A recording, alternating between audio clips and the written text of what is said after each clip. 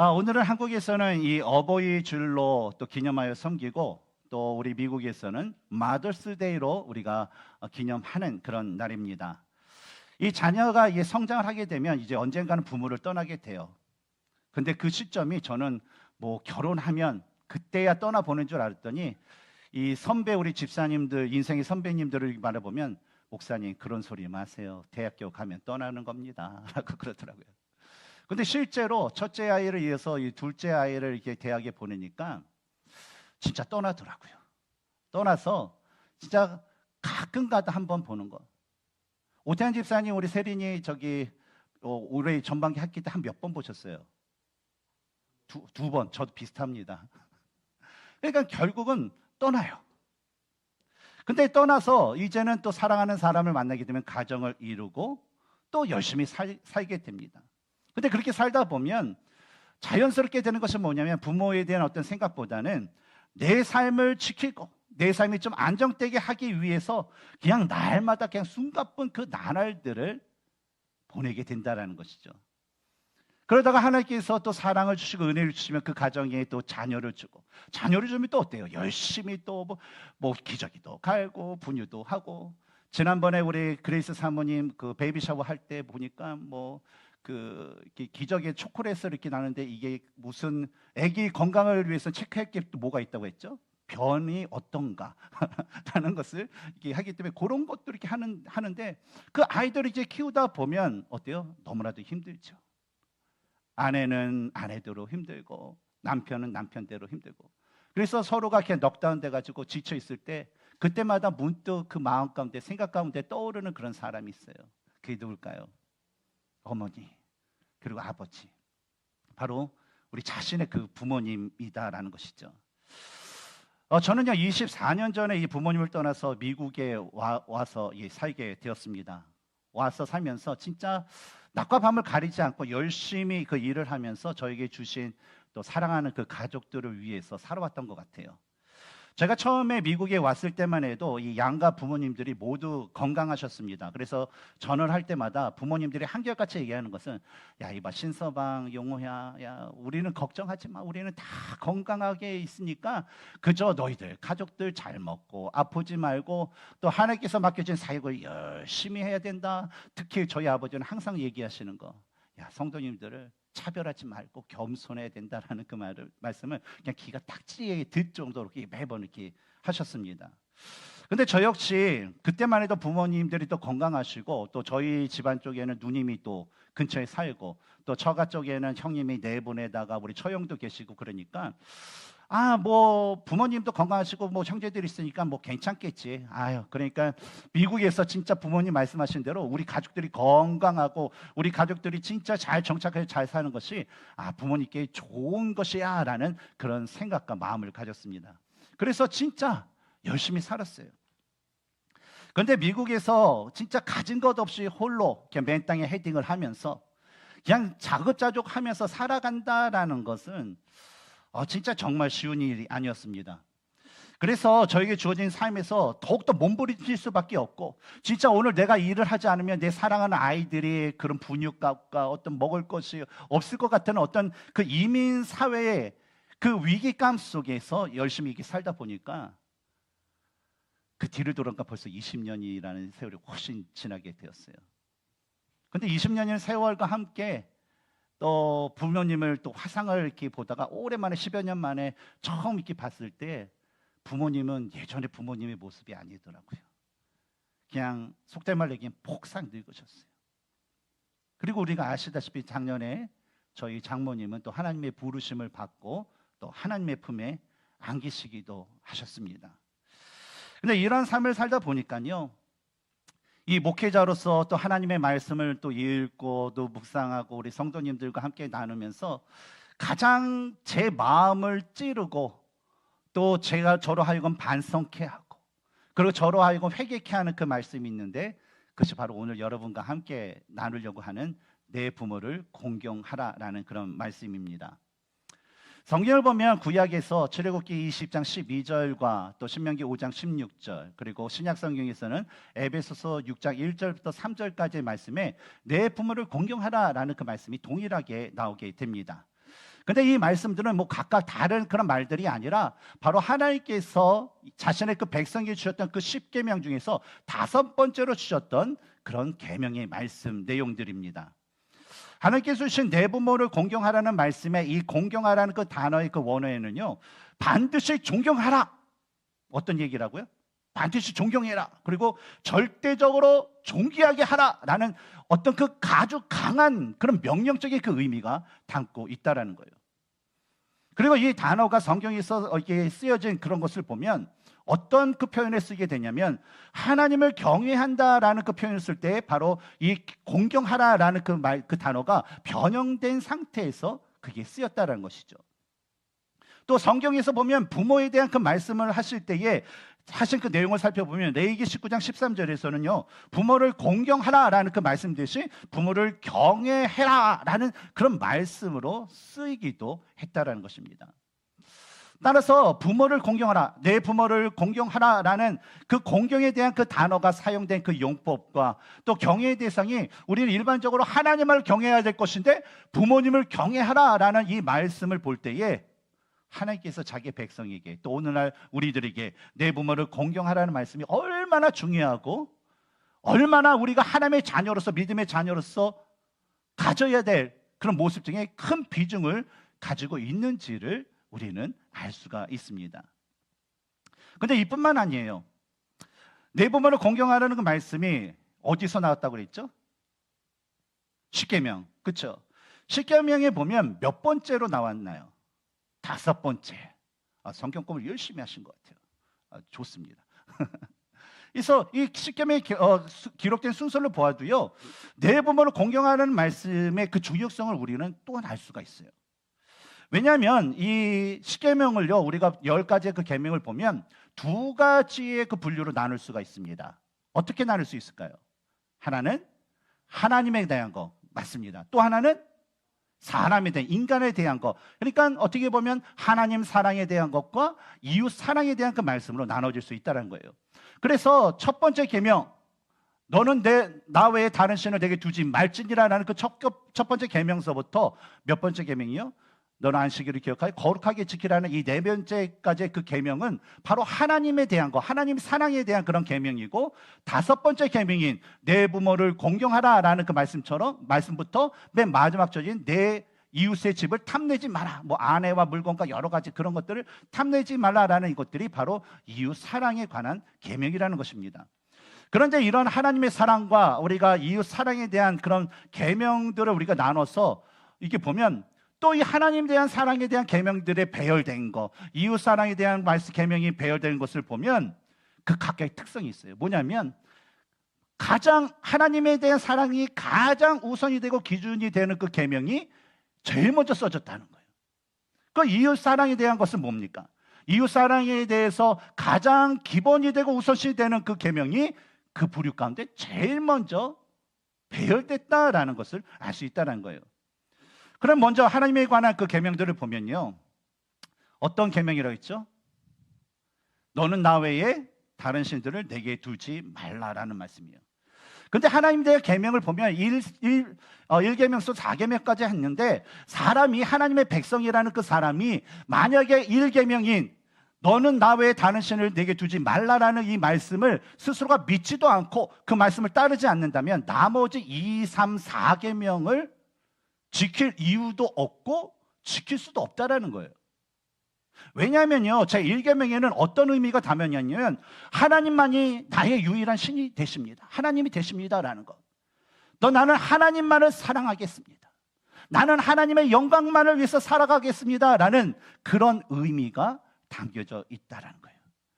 그런데 이런 의미를 믿지도 않고 따르지도 않는다면 뭐 너를 위해서 다른 뭐 신상을 만들죠. 왜요? 만들면 뭐 어때요? 하나님의 이름을 망령되게 여기지 말라. 왜 어때요? 내가 뭐 마음대로 사용하면 어때요? 안식일을 지켜 거룩하게 지키라. 내가 왜 그걸 지켜야 되는데요? 라고 하면서 이런 반응을 얻을 수밖에 없다는 거예요. 그렇다면 다음으로 이웃사랑에 대한 말씀도 어떨까요? 마찬가지라는 거예요. 제일 먼저 나오는 이 내 부모를 공경하는 말씀이 지켜지지 않을 때는요, 나머지 5개의 그 계명을 지킬 수가 없게 된다는 거예요. 왜냐하면 부모는 하나님께서 최초로 이 세우시고 만드신 기관이 이 가정의 핵심입니다. 그리고 이 부모 공경이라는 것은 사실 하나님의 사랑을 근본으로 하고 있어요. 그래서 하나님을 사랑하는 자들이 진짜 부모님을 공경할 수 있는데, 그 가정에서 부모를 사랑으로 공경하고 있을 때 그것이 차고 넘쳐서 바로 이웃에 대한 사랑의 그 행위를 우리는 진정으로 할 수 있게 된다라는 것입니다. 그런데 부모님에 대한 사랑도 모르고 공경도 모르는데 남은 어떻겠어요?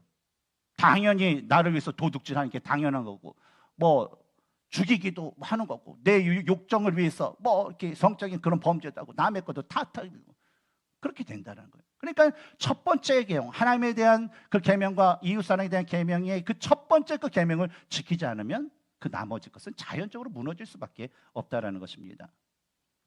따라서 이런 말씀의 의미와 또 주어진 이 십계명의 그 배열 순서의 의미를 통해서 하나님께서 오늘날 우리들에게, 또 과거의 이스라엘 백성들에게 내 부모를 공경하라는 말이 얼마나 중요한지를 우리는 성경을 통해서 알 수 있는 것입니다. 근데 문제가 있어요. 어떤 문제가 있으면 우리가 성경을 통해서 성경에서 내 부모를 공경하라는 것이 이런 뜻이고 이런 의미를 담겨져 있어 라고 얘기하면요, 우리는 그냥 머리로 이해할 수 있어요. 그렇지. 믿습니까? 그러면 당연히 성경에 있는데 믿는다고 하죠. 안 믿는다 그러면 뭐가 되겠어요? 그러니까 믿는다고 얘기도 해요. 그런데 중요한 것은 뭐냐면, 사람이요, 마음이 어떤 사람, 사실 그 마음에 그 말씀을 내가 믿고 지키려고 하는 마음이 없으면요, 아무리 그 말씀이 좋고 너무나도 귀한 말씀이라 할지라도 그 말씀을 지키지 않으려고 하는 습성들이 바로 사람들에게 있다라는 것입니다. 여러분 많이 전도해 보셨잖아요. 전도를 해보면 예수 그리스도의 복음을 이렇게 딱 전하는데 그것을 예수님을 아는 사람도 만나요. 그렇죠. 근데 예수님 믿으시려고 안 믿는데요. 믿지 않아요. 그러니까 그런 사람들에게 예수님에 대한 그 말씀을 우리가 아무리 선포해도 그 사람에게는 그 메시지가 그냥 메아리와 같이 없어지는, 가치가 없는 것이 된다는 거죠. 근데 사람의 마음이 그렇다는 거예요. 일반적으로 사람들에게 왜 부모를 공경해야 됩니까? 라는 그 질문을 하면 어떤 대답을 할까요? 오래오래만에 예슬이 엄마 아빠 사랑하죠? 엄마 아빠 공경해요? 왜 공경해요? 깜짝 놀랐을 거예요. 그래서 긴장해서 그래요. 그래서 일배 때 보는데 다들 그래요. 부모님이 나를 낳아주시고요, 지금까지 날 잘 이렇게 키워주셔서 저는 그분을 존경해요라는 그런 대답을 해요. 근데 이것은요, 진짜 누구나, 진짜 일반적으로 사람들의 그런 입술에서 고백되어지는 그 부모 공경의 그 이유일 것입니다. 그래서 예로부터 동양에서는, 우리나라를 비롯해서 동양에서는 뭐예요? 바로 나를 낳아준 부모에게 효도를 해야 된다라는 그 효 사상이 그 어느 그런 지역보다도 강한 게 바로 우리 동양의 전통이기도 하죠. 그러나 하나님께서요, 자신의 백성들에게 내 부모를 공경하라라고 명령하신 이유는요, 부모가 자녀를 낳아준 존재이기 때문만이 아니라 그 외에도 바로 하나님이 이 땅에서 부모를요, 자신의 대리자로 세운 그런 존재이기 때문에 바로 부모님을 공경하라라고 말씀하신 것입니다. 하나님께서 이스라엘 백성들에게 처음으로 이제 그들을 이제 애굽에서 구원하실 때에, 구원하시기 전에 그 이스라엘 백성들을 가리켜서 내 장자다라고 하면서 자녀로 삼아 주셨어요. 그래서 그 자녀된 자를 모세를 통해서 애굽에서 그 출애굽 시킨 다음에 가장 먼저 하셨던 것이 뭐냐면, 율법의 말씀을 주시고 그 율법의 말씀을 통해서 그들이 믿는 그들의 하나님 여호와 하나님이 어떤 하나님이다라는 걸 다 알려주셨어요. 그 여호와 하나님을 어떻게 경배하고 예배하고 섬겨야 될지를 다 얘기를 해주셨다라는 거예요.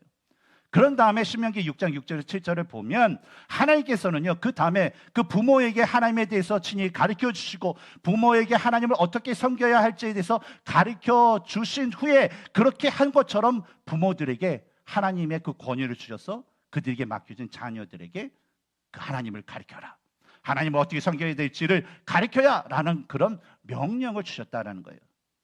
따라서 하나님의 그 권위를 받아서 이 땅에서 자신을 가리키고 양육하는 그 부모를요, 자녀가 공경해야 되는 것은 마땅한 것입니다. 마치 우리가 사극이나 예전에 그런 어떤 그 옛날 그 왕족 시대에 있던 걸 보면, 여러분 왕의 그 권위를 받고 왕의 서신을 받은 그 신하가 아무리 그 병조를 할지라도 왕의 서신을 받아라 그러면 사람들은 어떻게 돼요? 반응이 어떻게 돼야 됩니까? 엎드려서 절하고 할 수밖에 없는 것처럼 동일하게 뭐예요? 하나님의 그 권위를 받은 그 부모에게 자녀가 공경하는 거 마땅한 거예요. 그래서 구약 성경에 보면 그런 그 불효자에 대한 그런 거 있잖아요. 불효자는 단순히 아니라 진짜 부모님을 업신여기는 사람이에요. 근데 그 사람에 대해서 율법에서 뭐라고 해요? 광장에 내고 돌로 쳐서 죽이라고 그런 거예요. 왜냐? 하나님의 대리자, 하나님의 권위를 그가 무시했기 때문에 그런 죽음의 책임을 하라라고 말씀하셨던 것이죠. 또한 우리가 부모를 공경해야 될 이유는요, 신명기 4장 40절에 오늘 내가 내게 명령하는 여호와의 규례와 명령을 지키라. 너와 내 후손이 복을 받아 내 하나님 여호와께서 내게 주시는 땅에서 한없이 오래 살리라 라는 그 말씀. 그리고 오늘 본문인 신명기 5장 6절을 보면 우리가 부모를 공경할 때 그 받을 복이 뭐라고 했어요? 내 생명이 길고 복을 누리리라는 말씀처럼 하나님의 말씀을 지켜 행하는 자에게 주시는 복과 하나님의 말씀을 순종해서 부모를 공경하는 자에게 주시는 그 복이 뭐예요? 동일하다는 그 사실을 통해서 하나님께서는요, 자신의 말씀을 지켜 행하는 것과 자녀가 부모를 공경해야 하는 것을 동일시 여기신다라는 것을 알게 돼요. 그렇기 때문에 우리는요, 부모를 공경해야 된다는 거예요. 이것을 또 다른 것으로 우리가 표현하자면 이 누가복음 10장 16절에 예수님이 70인의 그런 제자들을 파송하게 됩니다. 파송하시면서 10장 16절에 이런 말씀하셨어요.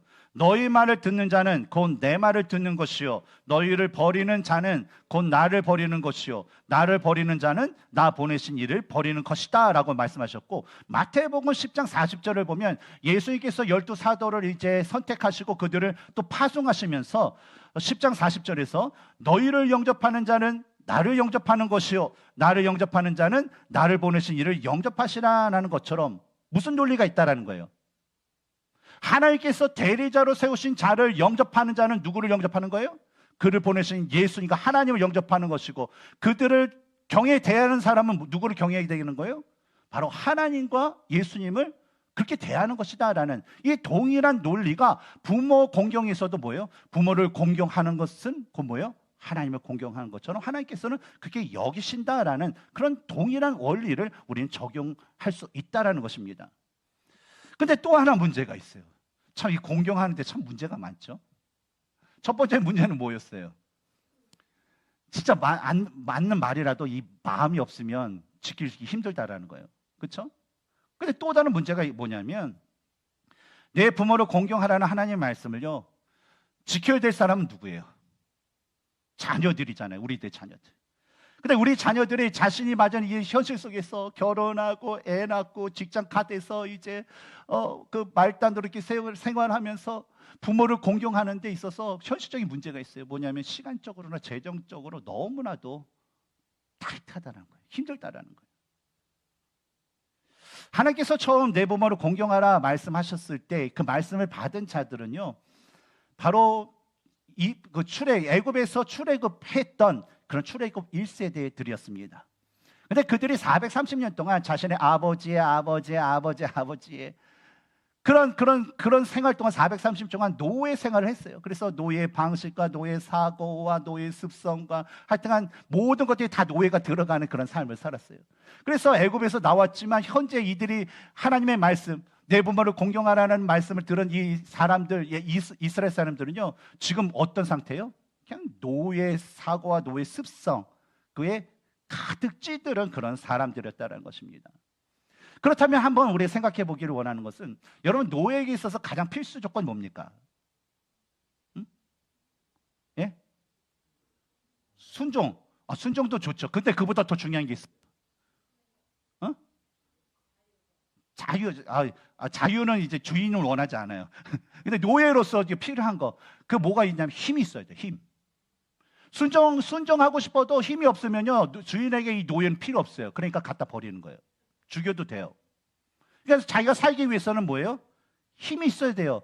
힘이 있어야 일을 하고, 일을 해야만 자기가 그냥 오늘 그냥 한 끼 먹고 그냥 버티는, 자신의 생명을 겨우 유지할 수 있는 삶을 살 수 있는 것이 바로 이 노예라는 거예요. 그런데 노인의 경우는 어떨까요?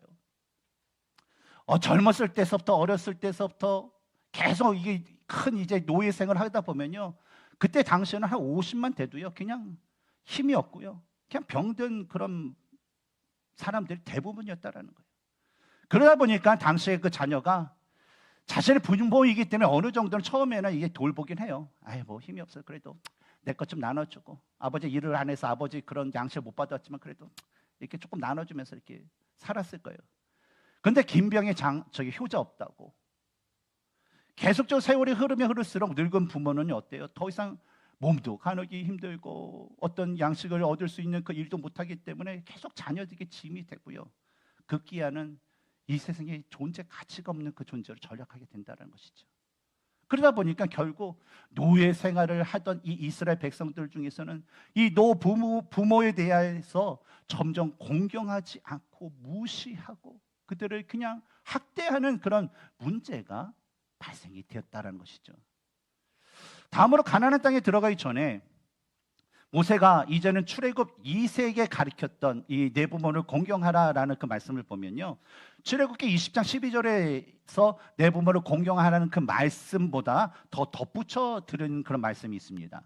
뭐냐면 그 말씀의 첫 부분에 뭐냐, 이것이 하나님의 명령이다라는 말씀이고, 또 하나는 맨 마지막 부분에 내가 장수하리라는 말씀 후에 뭐예요? 복을 받을 것이다라는 그런 말씀을 덧붙였다라는 거예요. 저는 이 말씀을 보면서 왜 모세가 하나님의 명령과 복에 대한 말씀을 덧붙였을까라는 그런 생각을 해봤어요. 왜냐하면 우리가 출애굽기에 나오는 십계명에서 뭐 안식일에 대한 우리가 지난번에 나왔지만, 출애굽에서 안식일에 대한 그런 하나님을 기억하는 그런 하나님과 신명기에서 말하는 하나님을 기억하여 안식일을 기억하여 거룩하게 지키라 할 때 그 기억해야 될 하나님에 대한 그런 것이 다르다고 얘기했어요. 그렇죠? 출애굽에는 뭐예요? 창조주 하나님을 기억하라는 거예요. 근데 신명기에서는 기억하라는 게 뭐예요? 창조 하나님도 있겠지만 우리에게 출애굽시킨 구원을 준 하나님을 기억하라라는 그런 메시지가 강조되어 있다는 거예요.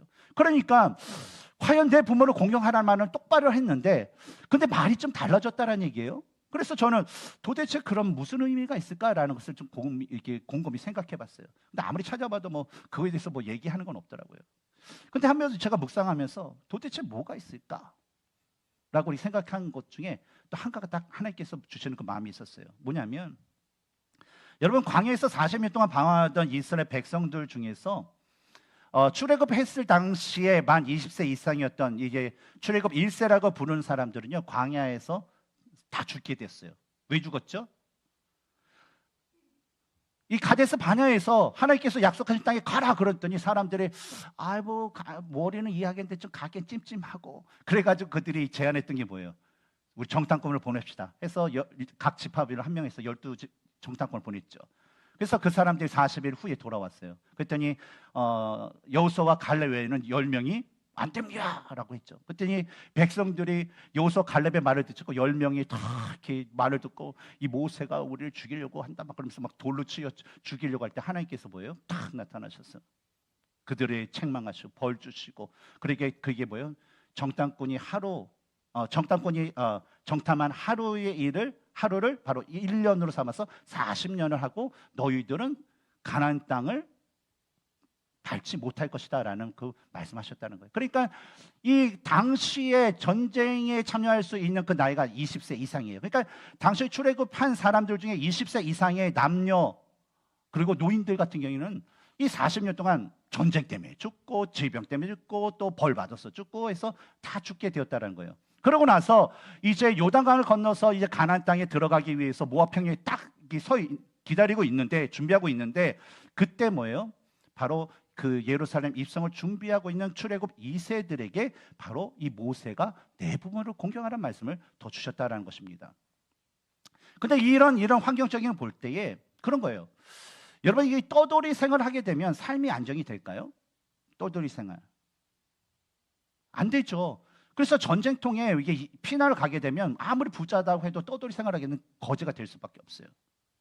근데 이 이스라엘 백성들이 40년을 이렇게 광야에서 살면서 하니까 그냥 생활이 그냥 고만고만해요. 예. 그런데 모세가 딱 보니까 이제 정착을 하게 되면 하나님께서 주신 건 뭐예요? 너희가 심지 않은 것을 거둘 것이요, 너희들이 짓지 않은 어떤 집과 그 곡간과 너희들이 채우지 않은 그 곡간을 다 너희에게 줄 것이다 라는 그 말씀을 하면서 이 사람들이 가나안에 가면 이전의 광야 생활보다 더 풍족한 삶을 살 것이다라는 것을 알고 있었다는 거예요. 근데 사람의 습성이라는 게 뭐예요?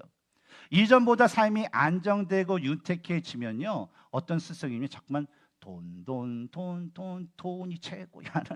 이런 습성을, 물질에 집착하는 것들이 사람들에게 생긴다는 거예요. 뭐 그런 거 우리 주위에 많잖아요. 겸손하고 검소했던 사람이 어느 날 떼부자가 되었더니 이 사람이 이렇게 돈 이것만 하는 거. 오늘날 우리 시대에서도 많이 볼 수 있는 모습이잖아요. 그래서 이런 것들을 이제 모세가 보니까 이 노인들이 또 생기잖아요. 2세들 중에서. 그래서 그 점점 늙어서 노동력을 상실하여서 또 어떤 그런 유익을 가져오지 못하는 그 부모들을 이 이제 2세들이 젊은이들이 무시하고 업신여길 것이다라는 그런 생각을 했던 것 같아요. 그래서 그들이 부모를 공경하도록, 부모 공경은 옵션이 아니라 선택이 아니라 이건 하나님의 명령이야라고 하면서 이 부모를 공경하도록 이렇게 강조를 했던 것이고, 또 그들이 부모를 공경하는데 마음이 없으면 어때요? 우리 집사님들이 자녀들 이렇게 가지신 분 있잖아요. 그 한번 손 들어보세요. 오늘 마더스데이인데. 자녀들 한 게 있어요? 많이 있잖아요. 예. 되게 쑥스러워하시는 것 같아요. 부끄러움을 많이 타시는 것 같아요. 근데 예를 들어서 마더스데이인데, 엄마, 땡큐. 이렇게 마음이 없는 그런 공경, 표시, 그렇게 아빠, 파더스데이, 땡큐 하고 한다면 여러분 기분이 어때요? 예? 듣는 거 안 받고 말죠, 그렇죠? 그러니까 마음이 없으면 아무리 공경을 해도 이 마음이 불편하고 힘들어요, 부모 입장에서. 그래서 그들의 기쁨으로 부모를 공경할 수 있도록, 야, 부모를 공경하면 이것이 복을 받는 길이야 라는 것을 바로 말씀해 주시지 않았을까라고 저는 생각해 봤습니다. 제 생각이라는 거예요. 근데 왜 그 근거가 있어요? 하나님께 성경에서 보면 무엇을 하라 하지 말라라는 그 말씀이 진짜 많아요. 구약과 신약에. 근데 하지 말라라고 했던 것은 뭐냐면 그 일이 뭐예요? 당시에 일어났다라는 거예요. 우리가 뭐 사도 베드로나 사도 바울이나 서신서를 보면 뭐 하지 말라라고 하면 그 일들이 진짜 사람들이 해가지고 문제가 교회 가운데 일어났다라는 거예요. 그러니까 내 부모를 공경하라라는 그 말씀은 뭐냐면 1세 출애굽 1세들에도 노이 근성 때문에 그런 일들이 발생한 거고, 또 출애굽 2세에도 뭐예요? 가나안 땅에 들어가서도 이것이 발생할 것을 알기 때문에 이 말씀을 주셨다는 거예요. 근데 아울러서 더 우리가 나가서 오늘날에도 우리에게 말씀을 주시잖아요. 내 부모를 공경하라는 말씀이 오늘날까지 폐해지지 않고 오늘날 저와 여러분에게 이 세상의 그 그리스도인들, 성경을 읽는 모든 자에게 이 말씀을 주시는 그 이유는요, 오늘날에도 그 문제가 있다라는 거예요. 점점 뭐 미국, 한국 뭐 할 것 없이 뭐 일본은 뭐 특히 심하고요. 노인 연령대 이렇게 하면서 노인 문제가 또 이게 하게 됩니다. 근데 그 중에서 어떤 리서치에 의하면 노인 학대, 그러니까 노부모 학대 그 레이스를 보면요, 누가 여러분 학대를 하는지 아세요? 제일 많이 학대하는 게 아들. 진짜 아들 키워서 진짜 필요 없어요. 그나마 딸이 두 번째, 그다음에 세 번째가 며느리. 뭐 그렇게 된다라는 거예요. 근데 참 뭐 심각한 거예요. 오늘날 중에 이 노인 문제, 그게 단순히 돌보는 것이 아니라 학대 수준으로 되는 것들이 많다는 거죠. 매스컴을 통해서 뭐요? 뭐 생명 이렇게 뺏기도 하고. 참 이 세상이 진짜 이게 제정신이 아닌 거죠. 근데 예수님께서 이 땅에 오셨을 때는 어땠을까? 이 땅에 오셨을 때도요, 진짜 하나님의 말씀대로 아버지와 어머니에게 드려야 할 생활비와 같은 것을 드려야 되는데 제대로 드리지 않고 하나님께 드림이 되었다라는 이 고르반이라는 것을 외치면서 부모님을 돌보지 않는 자들이 있었어요. 그래서 예수님이 뭐예요? 그것 때문에 책망하신 거, 여러분 기억하시죠? 말씀 나눈 거. 물론 이에 대해서 어떤 분들은요, 아니 뭐 하나님께 더 드리기 위해서 뭐 부모님께 좀 덜 드리고 안 드리고 그런 것이 뭐가 문제가 될까? 응? 그게 뭐가 잘못일까? 하나님께 더 드리겠다는데 라고 생각하시는 분이 있을 거예요. 근데 이것은요, 진짜 하나님을 잘 모르는 분들의 그냥 궤변일 뿐이라는 거예요. 여러분, 우리 하나님은 어떤 분일까요? 우리가 믿는 하나님. 뭐 여러 가지 있지만 하나님은요, 자신이 약속하시고 명령하신 말씀을요, 어떻게 하신 분이요? 반드시 지키시는 분이에요. 우리들처럼 했던 말을 상황이 아니까 취소하면서 하는 게 아니라 하나님의 그 말씀을 지키시는 그런 신실한 하나님이세요. 따라서 하나님께서 내 부모를 공경하라라고 말씀하셨는데, 그 명령을 하셨던 하나님께서 어느 날 갑자기 마음이 바뀌셔서, 야, 너희 부모님 앞에 드릴 것까지 나한테 좀 가져와. 내가 그걸 원해. 그리고 네가 그것을 가져오는 걸 내가 기뻐해라고 한다면, 그런 말을 한다는 것은 바로 그것이 뭐예요? 거짓이라는 거예요. 하나님을 잘 모르는 사람이라는 거예요. 오히려 마태복음 22장 21절에서 예수님이 가이사라의 것은 가이사라에게, 하나님의 것은 하나님께 바치라라는 그 말씀하신 것에 따르면 뭐예요? 하나님께 드릴 것은 작든지 크든지 하나님께 드려야 되고, 부모님께 드려야 될 것은 내가 형편이 좋든 안 됐든 부모님께 드려야 되는 것이 뭐예요? 옳은 모습이라는 거예요. 그런데 이러한 모습은 오늘날에도 여전히 존재하고 있어요. 하나님께 드릴 것을 드리지 않고 부모님께 드릴 것을 드리지 않으면서 하나님께 와서는 우리 부모님 핑계대요. 하나님, 우리 부모님이 어쩌고 아프고 지금 보약도 사다 드리고 뭔가 엑스트라 머니가 좀 필요하네요. 그 부모님에게 와서는 하나님 교회에 뭐가 한대요. 뭐 하나님을 위해서 써야 돼요 하면 이런 부모님께 이 교회를 핑계를 댄다라는 거예요. 근데 실제적으로 그것을 하냐? 또 그렇지 않아요. 뭐 하나님께나 부모님께나 뭐 쓰는 것이 아니라 결국 뭐예요? 그냥 자기의 유익을 사용하는 그런 자들, 그런 그리스도인들이 오늘날에도 너무나도 많다는 거죠.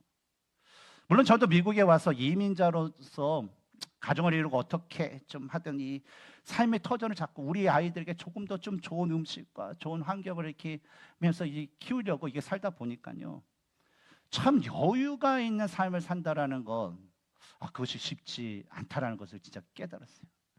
진짜 텍사스 이 달라스가 좋은 것 같아요. 왜냐하면 시카고 있을 때는요, 뭐 여행을 간다, 어디를 간다, 그건 저의 삶의 스토리는 아니었어요. 그냥 어디 간다 그러면 교회 리트릿 간다 그러면 리트릿에서 좋은 뭐 리트릿 센터 가든지 공원에 간다 그러면 그게 저에겐 여행이었어요. 근데 달라스 와서 조금 이렇게 여행도 조금 하는 곳에, 그러니까 이게 시카고보다 달라스가 좋은 것 같아요. 그렇죠, 여러분? 제가 그런 식으로 여유 없게 살다 보니까 이 목회를 하면서 또 우리 성도님들 어르신들을 보면 이미 1세들 딱 살아가신 집사님 언제 오셔서 70년, 60년대 오셨어요. 그러면 뻔하잖아요. 너무 힘든 거예요. 와, 이분들이 지금 수십 년 동안 얼마나 치열하게 사셨을까? 나는 그것을 이제 느낄 수가 있어요. 또 젊은 분들은 어때요?